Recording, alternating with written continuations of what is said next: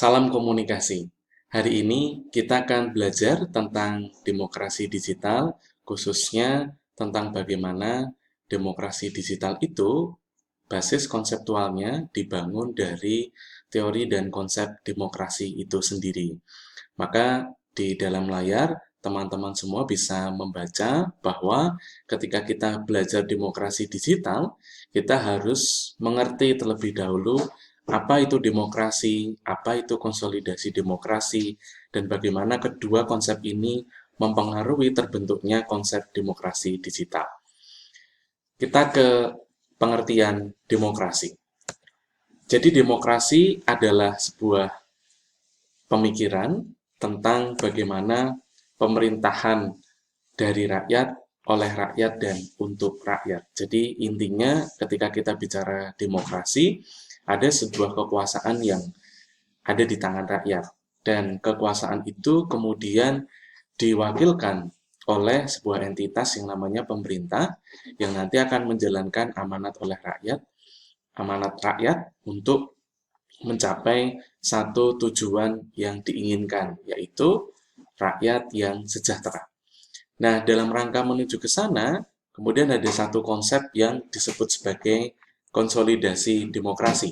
Ini konsep yang diungkapkan oleh Larry Diamond dalam buku Agustino tahun 2007. Jadi, konsolidasi demokrasi itu adalah sebuah eh, upaya, sebuah cara yang perlu dilakukan oleh pemerintah yang sedang berkuasa untuk mewujudkan apa yang dicita-citakan bersama, yaitu rakyat yang sejahtera itu. Nah, lebih lanjut, 3 tugas dari konsolidasi itu ada di sini. Yang pertama itu penguatan demokrasi. Nah, jadi struktur-struktur formal demokrasi menjadi lebih liberal, lebih akuntabel, lebih representatif, dan sekaligus terjangkau. Ini artinya lembaga-lembaga yang ada di negara yang menganut demokrasi haruslah menjunjung tinggi prinsip-prinsip ini, gitu ya. Jadi keterbukaan, ada representasi publik dan sebagainya. Kemudian yang kedua, konsolidasi demokrasi selanjutnya adalah soal pelembagaan politik. Nah, ini penting karena lembaga-lembaga politik ini harus kuat dan memiliki struktur yang benar. Karena kalau lembaga-lembaga politik di tingkat negara itu tidak punya struktur yang kuat, maka bisa jadi proses konsolidasi demokrasinya juga lemah. Nah, dalam konteks negara kita, misalnya kita bisa melihat dalam 10 tahun terakhir kita punya satu lembaga yang namanya Mahkamah Konstitusi. Nah, kita tahu Mahkamah Konstitusi ini lahir sebagai amanat dari reformasi. Karena apa? Karena amanat konstitusilah yang kemudian bisa dipakai oleh masyarakat untuk menguji sebuah undang-undang yang sudah ditetapkan sebelumnya. Ketika masyarakat melihat undang-undang itu atau peraturan pemerintah itu ternyata dalam kenyataannya tidak sesuai dengan kepentingan rakyat. Nah, jadi itu bisa ditinjau lagi. Nah, dulu sebelum ada Mahkamah Konstitusi itu tidak bisa dilakukan. Prosesnya menunggu proses review yang dilakukan oleh anggota DPR. Kemudian mereka melakukan peninjauan kembali terhadap pasal-pasal yang ada di undang-undang itu. Tapi prosesnya terlalu lama. Dengan adanya Mahkamah Konstitusi, judicial review itu bisa dilakukan kapanpun. Dan yang mengajukan inisiatif judicial review adalah rakyat sendiri. Nah, ini salah satu yang penting di dalam konsolidasi demokrasi, sehingga nanti lembaga-lembaga politik sungguh berorientasi pada kepentingan rakyat. Kemudian konsolidasi demokrasi yang penting ketiga adalah tentang kebijakan yang berorientasi publik. Nah, ini penting karena kalau kita bicara demokrasi, kita tidak akan pernah sampai pada titik yang benar ketika kita tidak bicara tentang kepentingan publik. Nah, maka demokrasi itu berbagai macam bentuk. Demokrasi liberal, demokrasi Pancasila, yang kemudian ada di Yogyakarta misalnya, demokrasi yang dibingkai dengan keistimewaan Yogyakarta, semuanya adalah demokrasi.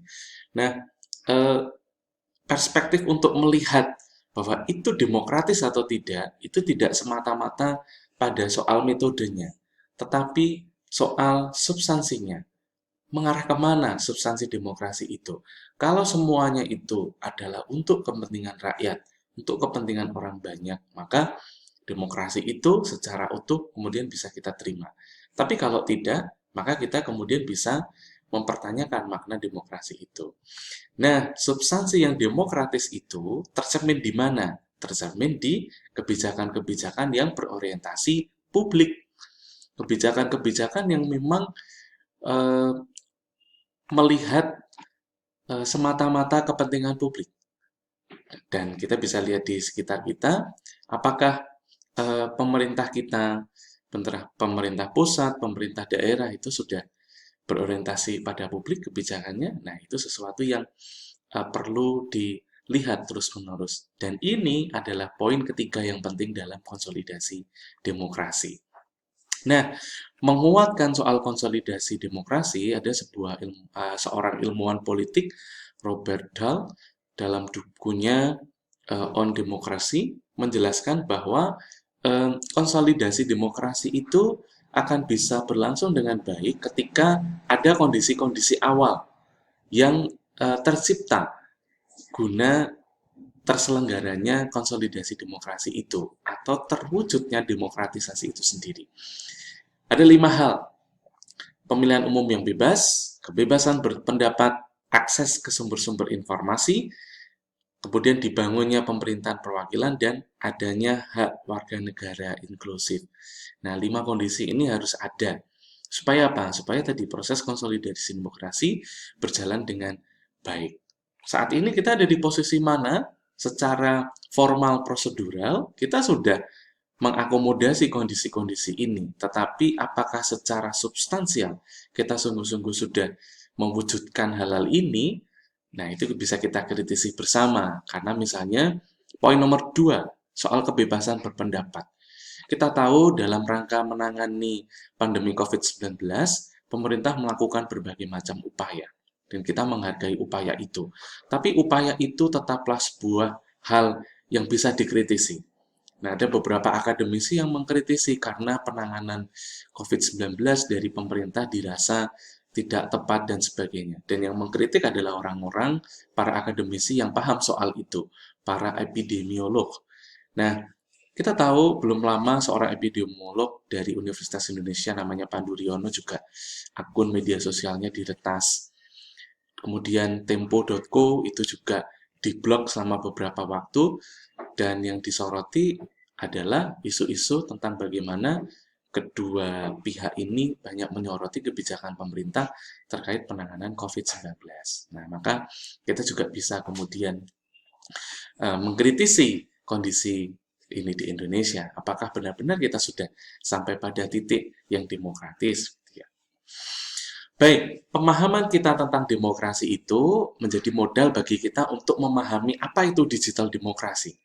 Nah, digital demokrasi merupakan sebuah demokrasi yang berlangsung di era digital.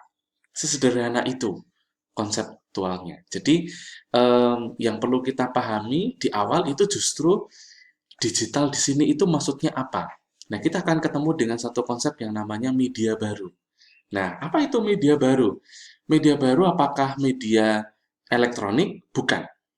Yang membedakan media baru dengan media lama adalah soal keterhubungannya dengan internet. Maka itu yang kemudian dijadikan patokan. Dia media baru atau media lama. Media-media baru adalah media-media yang terhubung dengan internet, yang memungkinkan media-media itu melakukan proses-proses komunikasi yang tadinya tidak akan mungkin bisa dilakukan oleh media lama. Misalnya mengirimkan pesan dalam jumlah banyak, dalam satu satuan waktu, berinteraksi dalam jumlah yang banyak, dan sebagainya. Ini yang tidak bisa dilakukan oleh media-media lama. Yang saya tuliskan di sini, media-media lama atau media baru itu bedanya apa? Nah, pertama, media baru tuh dari sisi teknologi melampaui teknologi analog. Jadi bisa dipindah tangankan, sehingga bisa disimpan, diakses dari jarak jauh, dan didistribusikan dengan mudah. Seperti yang saya lakukan. Saya mendistribusikan informasi kepada teman-teman lewat media baru, karena teman-teman mengaksesnya dari YouTube. dari channel media sosial. Kemudian yang kedua yang penting adalah soal data digital. Nah, ini yang tidak ada di media-media lama. Data-data dari media lama ya data-data yang lama, yang bukan dalam bentuk digital gitu, yang kemudian susah untuk dipindah tangankan. Nah, kekasan media baru itu apa kaitannya dengan demokrasi digital? Nah, ada proses-proses yang kemudian menurut Winston itu membedakan antara demokrasi yang terjadi di era lama dengan demokrasi di era baru, yaitu demokrasi digital ini. Karena apa? Karena ya sekarang media yang dipakai oleh masyarakat untuk berdemokrasi itu sudah menggunakan basisnya media baru. Maka ada 4 hal yang membedakan dunia digital dengan dunia lama. Itu elit itu tidak akan kemudian menjadi apa ya, satu-satunya sumber kekuatan dan sumber informasi.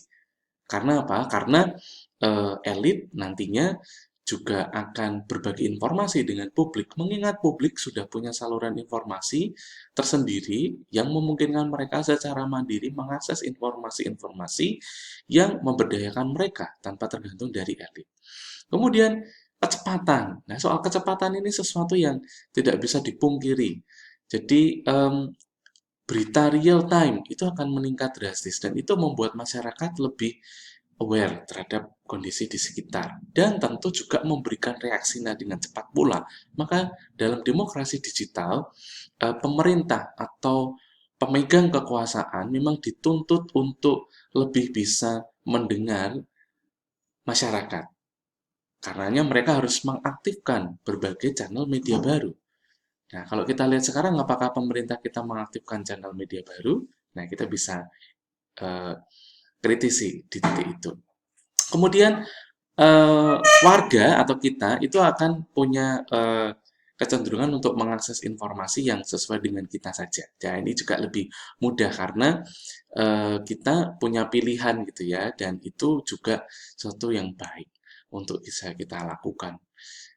Kemudian dari sisi substansi, maka soal demokrasi digital ini kemudian menjadikan publik punya saluran yang lebih kuat gitu ya, sehingga memberi kesempatan kepada orang-orang untuk menyampaikan dan mendiskusikan ide-idenya gitu.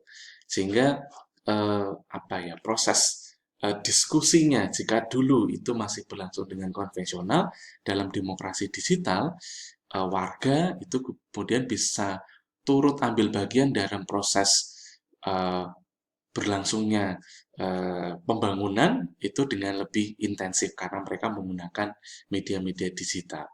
Nah, di sini ada beberapa pertanyaan yang nanti akan kita dalami dalam proses kuliah selanjutnya dan kita akan berjumpa lagi dalam pertemuan-pertemuan berikutnya yang memperjelas poin-poin ini. Misalnya sejauh mana demokrasi digital ini kemudian menguntungkan publik, itu sampai sejauh mana sih kita akan lihat. Lalu bagaimana itu kemudian diciptakan, apa peran masyarakat sipil atau civil society seperti kita yang ada di perguruan tinggi untuk mewujudkan demokrasi digital yang berkualitas dan sebagainya.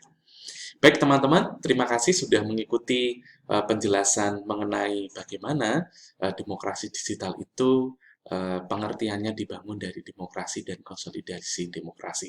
Semoga menambah pengetahuan teman-teman dan menambah semangat untuk terus belajar tentang demokrasi digital. Terima kasih dan salam komunikasi.